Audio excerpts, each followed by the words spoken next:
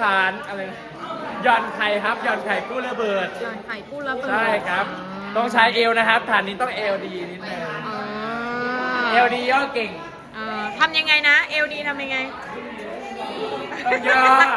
ต้องย่อเนี่ยเพราะว่าเอวต้องเกิดอะไรอ่ะเริ่มเองเหรอตรงนั้นเอาพอแล้วเริ่มเอาครับยัดมือยังไง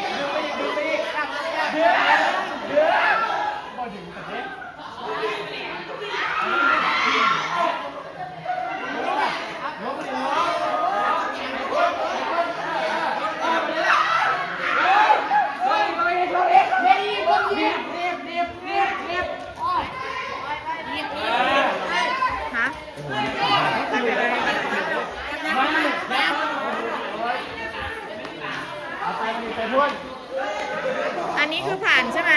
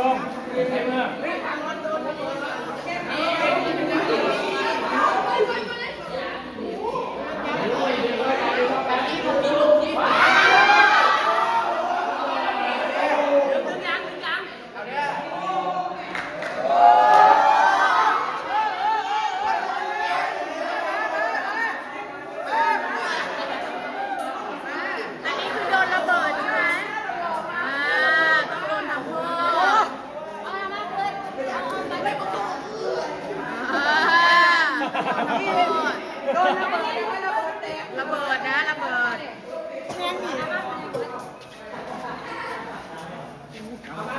อย่างแย่ทำรถเด้อท่านนั้นก็ได้เนี้ยต้องเนี้ยก็ต้องเนี้ยเอาบอกครับอันนี้ต้องถือนะครับเพราะว่าเป็นคนอันนี้ต้องถือครับอันนี้ท่านถือครับอันนี้ใครเช็ดดีไอ้ท่านนี้ดีแล้วเฮ้ยท้ากระดำครับท้ากระดำพูดน้ำไหนหรอตั้งแต่เลยเดี๋ยวใครว่าบางทีมันได้น้อยนึงได้แล้วไปได้เดียว